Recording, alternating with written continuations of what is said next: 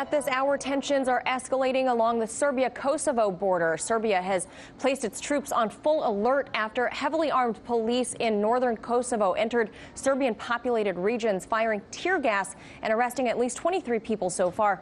Kosovo's prime minister described the raid on Twitter as anti-smuggling and organized crime operations. But Serbian President Aleksandar Vucic told members of parliament that the operation was conducted only to intimidate minority Serbs in Kosovo, and it's preparing his military to take the next step.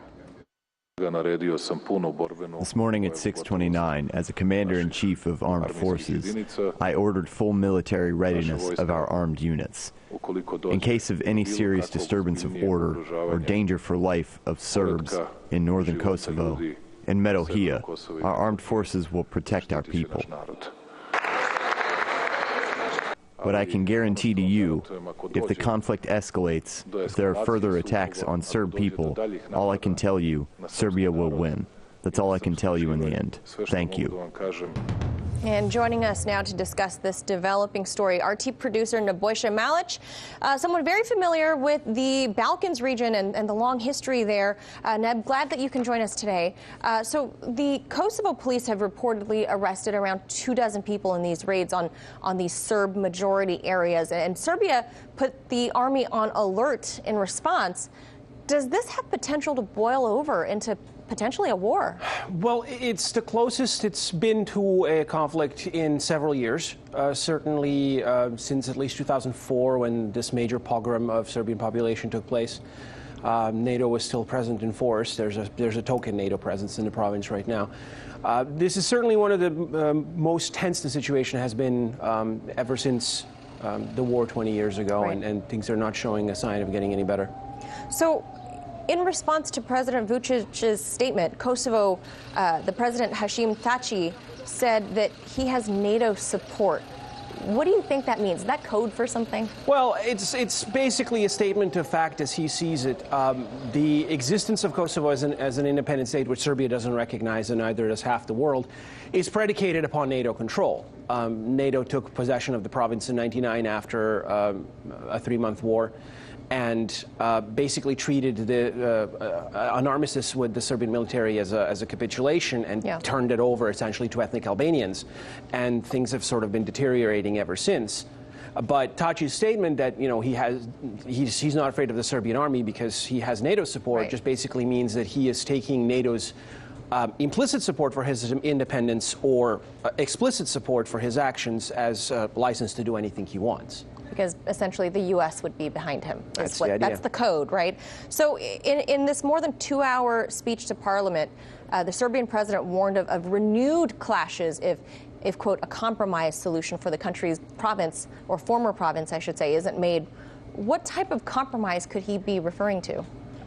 The entire speech was an exercise in defeatism. It was basically, we have lost, we must reconcile with the fact that we have lost. And the problem with this approach is that Kosovo is written into the Serbian constitution. You can't just give it away, whether he wants to or not. And there are signs he wants to.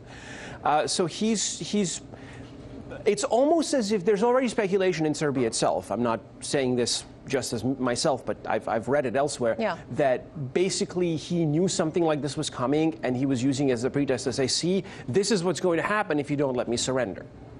Interesting. So there needs to be a change, obviously, on paper in Serbia. Well, all the international efforts since 2008, when the ethnic Albanian government declared independence, have been focused on having Belgrade recognize it, because there's really no other way to make it independent.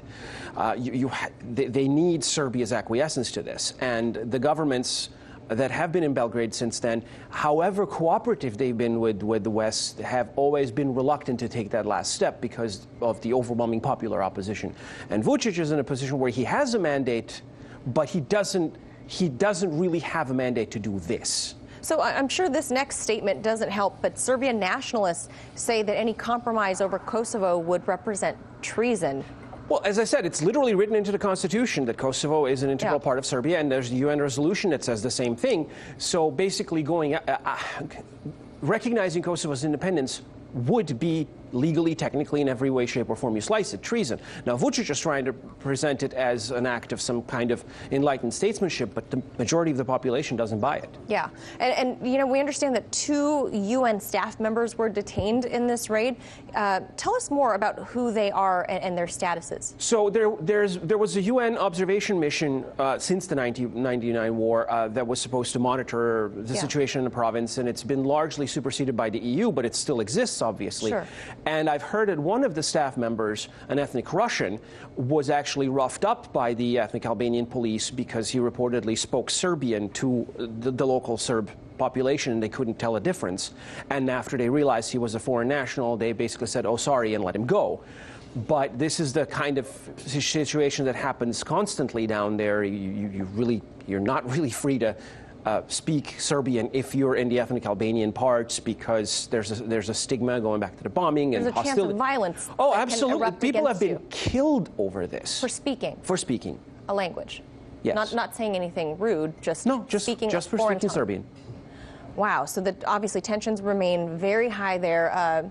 No word yet, right, if it's calming down? Not yet. All right, we will obviously have you back with your expertise on this if anything arises. As always, appreciate your expertise, Nebojsa Malic. Thank you, Manila.